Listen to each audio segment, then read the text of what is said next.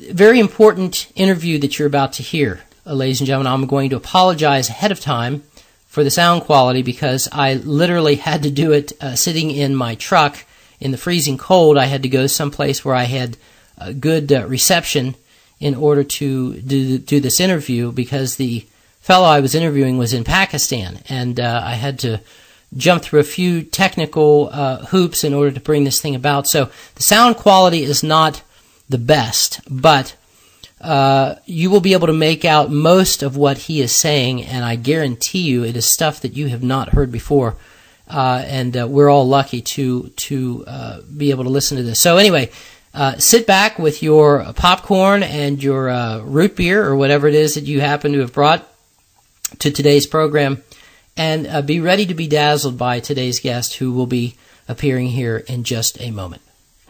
And as promised, ladies and gentlemen, we are joined by a very special guest today. And before I bring him up, I want to just give you a little bit of background to make you aware as to just how important this individual is. He is coming to us all the way from Islamabad, Pakistan. He actually fought in the resistance against the Soviet Union over 20 years ago, ladies and gentlemen. Fought in the resistance for 6 years. Okay, so this is somebody, he's not what we would call an armchair warrior. He has been there and he has done that. He has carried weapons. He has seen the ugliness of war. And so that perspective, or that experience, gives him a unique perspective on what is going on in Pakistan today. His name is Zaid Hamid, and he is the owner-operator of the website BrassTacks.pk, which I'm going to spell out for you. It is BRASS T as in Tom ACKS.PK. He is an analyst. You will see him regularly giving commentary, very important commentary, I might add, on Press TV. I watched him. I watched a YouTube copy of an interview that he recently gave, and I found him to be not just extremely knowledgeable, but extremely fascinating to listen to.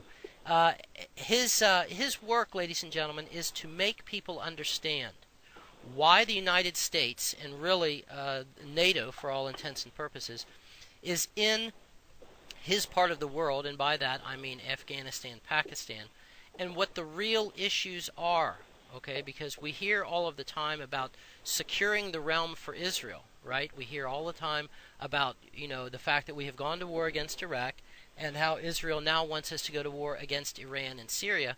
But very rarely do we hear somebody who is able to bring this thing full circle, as my good friend Mike Piper likes to say, and to connect Afghanistan and Pakistan to that. So having said that, I want to go ahead and bring up my very special guest, and it is Zaid Hamid. Zaid, thank you very much for coming on the program. I know it's very late there in Pakistan where you are, and thank you from the bottom of my heart here for coming on. Thank you, Glenn, and blessings to you from God. And I'm personally extremely happy to be with you and to share these moments together. We share a common cause, and as humans, we share a common destiny. And for the purpose of the cause that you are working, we truly respect and appreciate, and it's my honor and pleasure to be with you today. Thank you once again. If I missed anything, Zaid, please tell me, who are you? Where do you come from, and what are you doing? Why is your work so important that the rest of the world that wants to remain in peace and to maintain some modicum of prosperity, why do they need to listen to you and to your words? Mark, someone once said that nothing is more powerful than the idea whose time has come. Mm-hmm. You see, so I would define my work more as a work of an ideologue, a visionary, a thinker, a dreamer, mm-hmm. and as a secondary work as an analyst. Mm-hmm.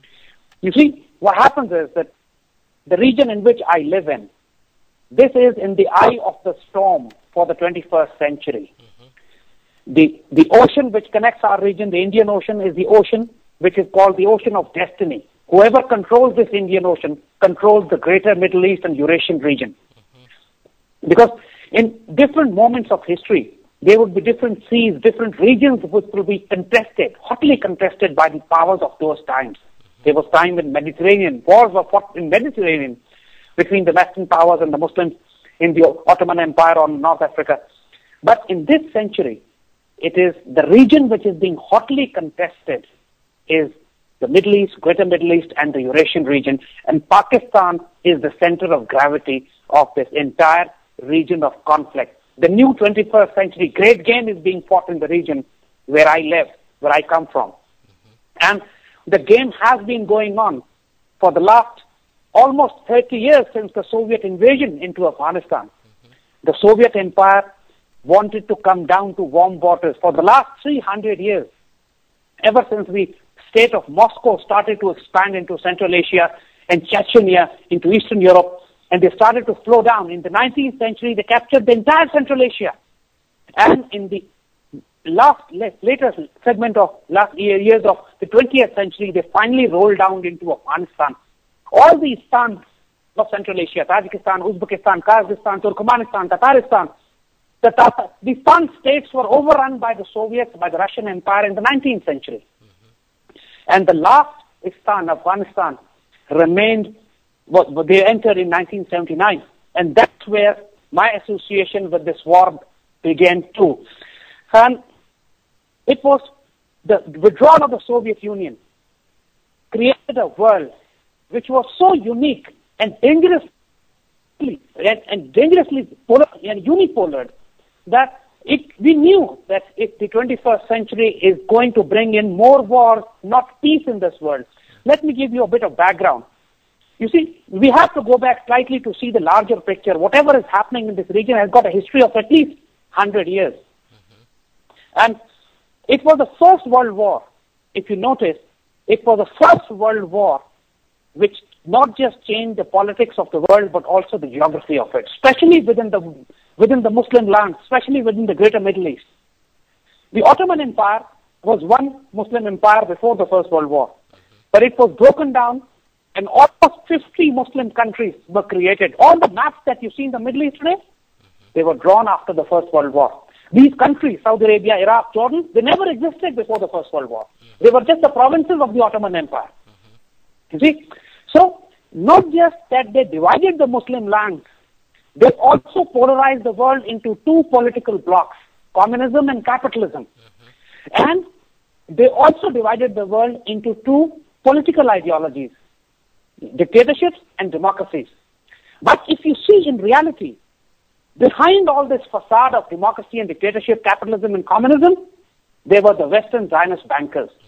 Both these political ideologies or these military or economic systems basically use the same international monetary institutions, paper currency, dollars, and the same institutions of World Bank and IMF. In reality, the law. But about 200 years ago, I think Rothschild had said this: "Give me the power to control the money supply of any nation, and I don't care who makes the laws." Exactly. Yes.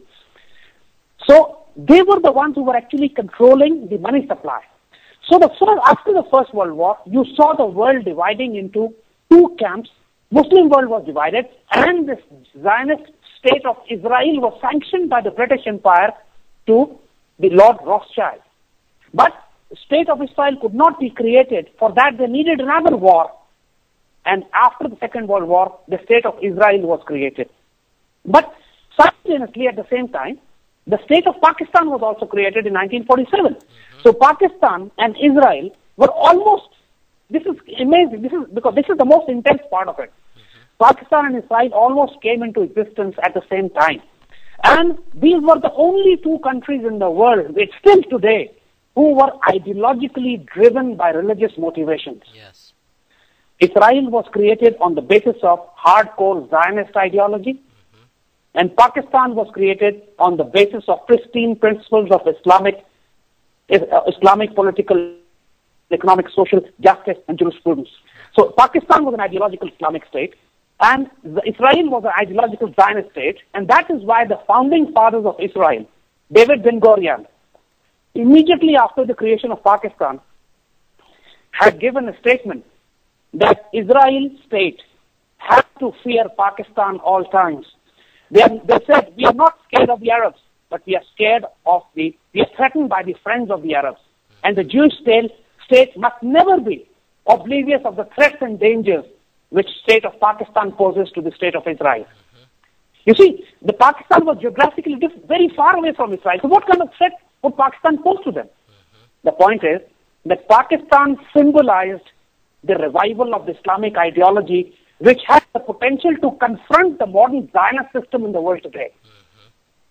Islam as an ideology was on the rise. The creation of Pakistan was a brilliant symbol that a new Islamic ideology to compete with capitalism and communism, to compete with democracies and dictatorships, that was emerging. And that's what, you see, even the WikiLeaks, the recent WikiLeaks that have just come out, despite the fact that these are Mossad operations, still few things have come out. For example, one reference to the Israeli defense minister has come out in which he says that Pakistan is the biggest nightmare for the Israelis.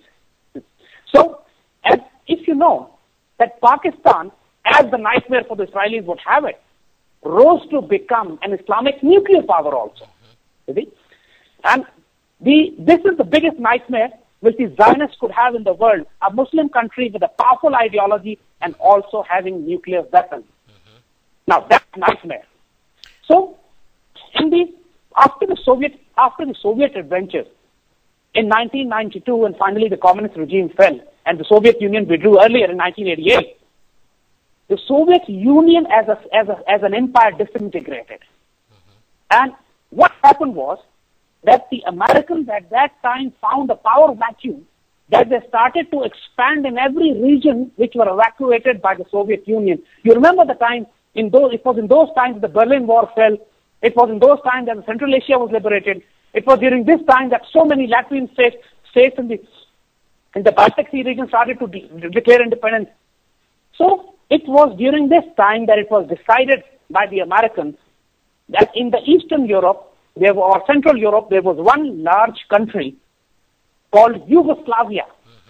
And that Yugoslavia was the last European country which was allied with the Soviets, with the Russians. So it was decided that Yugoslavia should be dismembered into smaller states. And that's what we call here in Pakistan the deployment of the Yugoslavia doctrine. These are not conspiracy theories I'm talking about. Everything I'm saying is verifiable, hard fact on ground, and I'm taking you from known to unknown. So, no, you're doing fine. Yugoslavia was a country. And what the Americans deployed against Yugoslavia was, it is called the fourth generation war. The first generation war was the First World War where you fight in the trenches. The second generation war was the Second World War where you fight a positional mobile warfare using aircraft and aircraft carriers and the mobile artillery and infantry. The third generation war was the nuclear Cold War, which you call the detente between the Americans and the Soviets on the nuclear exchange. But once the Soviet Union was taken out, the fourth you didn't have to fight high intensity wars, you didn't have to fight nuclear wars, so you went for a new doctrine called the fourth generation war. And the fourth generation war demanded that if you want to dismember a country like Yugoslavia, you bring in political chaos in it, you bring in economic anarchy in it, you support insurgent groups within various ethnic and religious groups, and then you side various powers so that the massive infighting and civil war takes place, and ultimately, when the time for coup de grace arrives, the European powers, NATO and the Americans move in some kind of a peace deal which basically dismembers the country. And this is exactly what you saw happen in Yugoslavia. Yugoslavia was dismembered into 5-6 countries. It does not exist on the map anymore.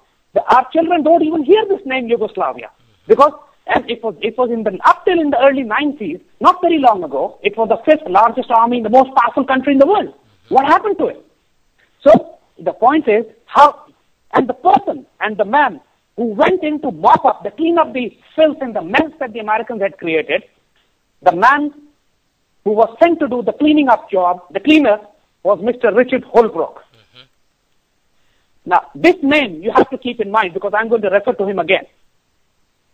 Now, so basically, what happened was that when you want to dismember a huge country,